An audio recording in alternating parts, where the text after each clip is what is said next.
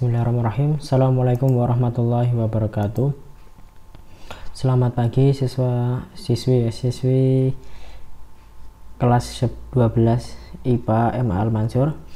Pada kesempatan pagi ini kita akan belajar mengenai kimia, melanjutkan materi sebelumnya yaitu sifat koligatif larutan. Nah, kita akan bahas sifat yang pertama, yaitu adalah penurunan tekanan uap. Baik, langsung saja. Penurunan tekanan uap. Nah, kita harus tahu tekanan uap itu apa sih? Definisinya, intinya itu apa sih? Nah, jadi konsep dari tekanan uap itu adalah tekanan uap merupakan kecenderungan suatu cairan untuk menguap. Oke, jadi diingat-ingat ya. Jadi kalau cairan itu mudah menguap, oke, berarti tekanan uapnya tinggi. Sedangkan sulit menguap berarti tekanan uapnya rendah. Oke, kemudian adanya zat terlarut menyebabkan pelarut lebih sukar menguap sebab sebagian permukaannya tertutup oleh zat pelarut. Nah, kita kembali dulu. Yang dalam bahasan ini adalah larutan ya. Jadi larutan itu kan terdiri dari dua bagian. Yang pertama adalah zat terlarut dan juga pelarutnya. Nah, yang menguap itu lebih cenderung ke zat pelarutnya atau air. Misalkan larutan gula campur air, otomatis yang menguap adalah airnya ya. Nah, di sini kalau ada campuran ya terlarut sama pelarut, nah itu lebih sukar. Nah, adanya zat terlarut ya. Kalau air diberi zat terlarut menyebabkan airnya tadi lebih sukar menguap karena permukaannya tertutup oleh zat terlarut. Nah, seperti pada gambar ini, atau tekanan uapnya berbeda. Kalau yang gambar yang pertama ini cuma pelarut saja, tidak ada zat terlarut, cuma air saja. Lihat, tekanannya lebih tinggi ya daripada sebelah kanan yang tekanan uapnya lebih rendah karena tertutupi oleh zat terlarut ya, yang warna kuning-kuning ini. Nah, sehingga tekanan uap larutan, ya larutan itu kan campuran ya, itu lebih kecil daripada tekanan uap pelarut ya. Ya, jadi larutan itu lebih kecil karena dia merupakan campuran daripada tekanan uap pelarut atau air itu. Nah, sehingga dapat dirumuskan delta P atau perubahan tekanan itu sama dengan P0 min P. Nah, P0 itu apa? Tekanan uap pelarut atau air dikurangi tekanan P itu untuk tekanan uap pelarut. Nah, jika nilai delta P nya ini positif, otomatis P0 tadi lebih besar daripada P ya. Dengan ketentuan delta P itu penurunan tekanan uap pelarut untuk P ini pangkat 0 ya, tekanan uap jenuh pelarut. Nah, maksud jenuh itu apa? Jadi larutannya itu tidak akan berubah lagi, jadi sudah tetap lah, jadi tidak berproses lagi gitu, masih sudah selesai gitu prosesnya. Kemudian tekanan uap jenuh larutan itu XT seperti di pertemuan sebelumnya, yaitu fraksi mol pelarut, dan XP adalah fraksi mol pelarut. Nah, dengan delta P ini juga bisa diuraikan adalah P0 dikalikan XT, dan P sendiri bisa dicari dengan P0 dikalikan XP. Nah, untuk mudah mengingatnya ya, delta P sama dengan P0 min P. Nah, ini kan P ya, tekanan uap jenuh. Kalau P itu apa? Larutan ya, larutan. Nah, maka ini juga P, ini P, ini juga P ya, sama P nya.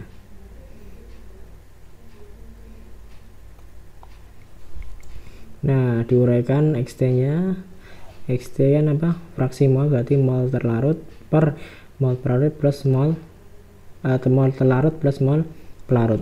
Ini juga sama, sudah diuraikan. Nah, ketentuan ini hanya berlaku untuk larutan non elektrolit. Oke, terus gimana dong kalau larutannya elektrolit? Kalau larutan elektrolit tinggal menambahkan faktor Van Hoff ya. Tinggal menambahkan faktor Van Hoff dengan adanya yang I ini ya. I itu adalah faktor Van Hoff. I nanti faktor Van Hoff itu dikalikan ke yang terlarut ya, yang terlarut. Sama, kalikan yang terlarut. Oke. Dengan faktor Van Hoff adalah 1 ditambah N-1 kurung kalikan alfa. Dengan N adalah jumlah mol dan alfanya itu apa? Di kelas 11 derajat ionisasi. Nah, cara mudahnya jika larutannya itu elektrolit kuat, faktor Van Hoff-nya itu bergantung pada jumlah ionnya. Misalkan HCl, ada ion H sama Cl-. Oke, berarti ada 2 ion. Jadi faktor Van Hoff-nya adalah 2 seperti itu. Oke, baik, langsung saja untuk contoh soal ya. Nah, di sini ada tekanan uap jenuh air murni pada suhu 30 derajat Celcius adalah 31,8 mm Hg ya. Jadi satuan tekanannya itu ya, CGS ya. Nah, kemudian jika fraksi mol air, nah air itu apa? Pelarut atau terlarut? Pelarut atau terlarut? Pelarutnya ya, pelarutnya. Air itu pelarut 0,6. Maka penurunan tekanan uap jenuh larutan tersebut adalah, oke, jadi yang ketahui apa ini? Tekanan uap jenuh air. Berarti ini P0 ya. Jadi di sini P itu 31,8 mm. Nah, kemudian milimeter raksa. Kemudian untuk fraksi mol pelarut ya, berarti ini XP 0,6. Oke, baik. Penurunan ya, berarti delta yang dicari adalah delta P. Delta P rumusnya apa?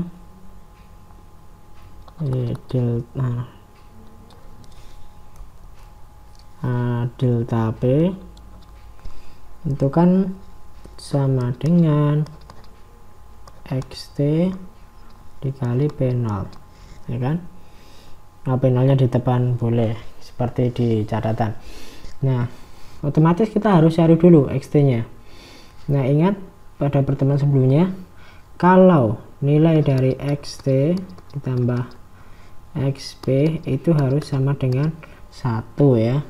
Jadi kalau kita mencari fraksi yang terlarut itu sama dengan 1 dikurangi fraksi pelarut. 1 kurangi 0,6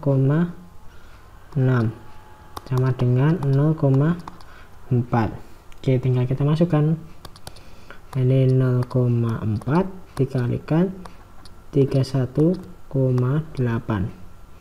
Jawabannya adalah nanti dapatnya 12,72 mmHg. Oke, mudah ya.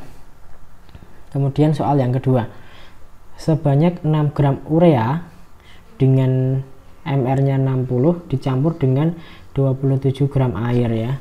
Jadi nanti urea tadi adalah apa? Terlarut atau pelarut? Terlarut ya. Air itu pelarut. Jika tekanan uap air atau P0 ya, P pangkat di atas pada suhu tersebut sama dengan 32 mmHg, maka tekanan uap jenuh larutan adalah, oke. Nah, di sini kan tekanan uap jenuh larutan, berarti P ya. Larutan lah. Kita ketahui kalau mencari delta P ya, cari delta P itu apa? Tadi P0 kurangi P ya kan. Maka untuk mencari P itu tinggal dipindah ruas kan, berarti apa, P0 dikurangi delta P. Oke, nah delta P sendiri kan bisa kita uraikan, delta P ini kita uraikan yang soal awal tadi, P0 dikalikan XT sama dengan ini bisa kita ubah ya, ini bisa kita ubah, ini menjadi 1 min XT kalikan P0, karena sama-sama P0 ya kan, P0 kali 1 sama dengan P0, P0 kali XT ya, P0 kali XT. Oke, nah kemudian ingat bahwa XT plus XP itu kan sama dengan 1 ya, maka kalau mencari XT nya XT nya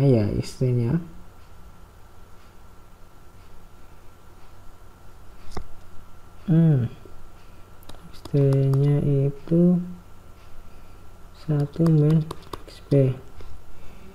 Oh ya maaf.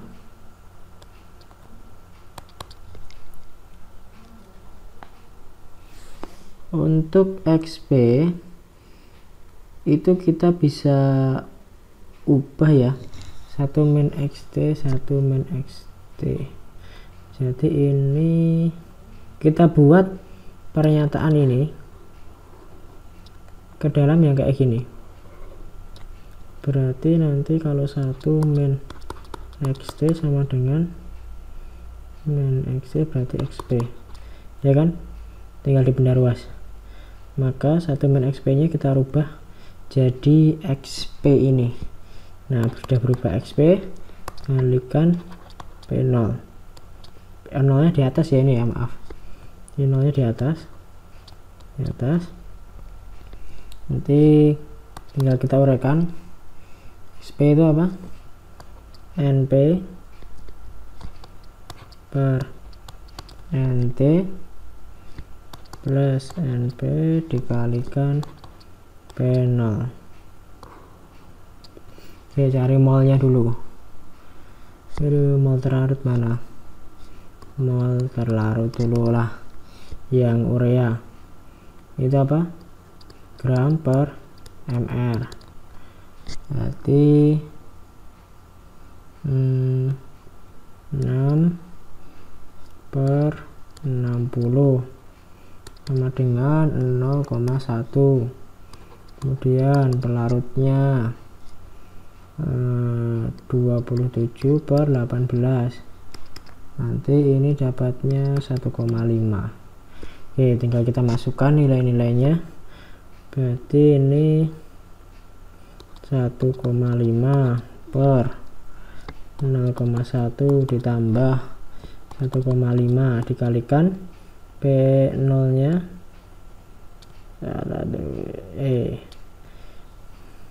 kali apa nih, 32 1,5 1,6 kalikan 32, ini bisa dicoret ya, ini habisnya 20, terus sama dengan 20 kali 1,5 adalah 30. Oke, cukup sekian pembelajaran hari ini, semoga bermanfaat. Assalamualaikum warahmatullahi wabarakatuh.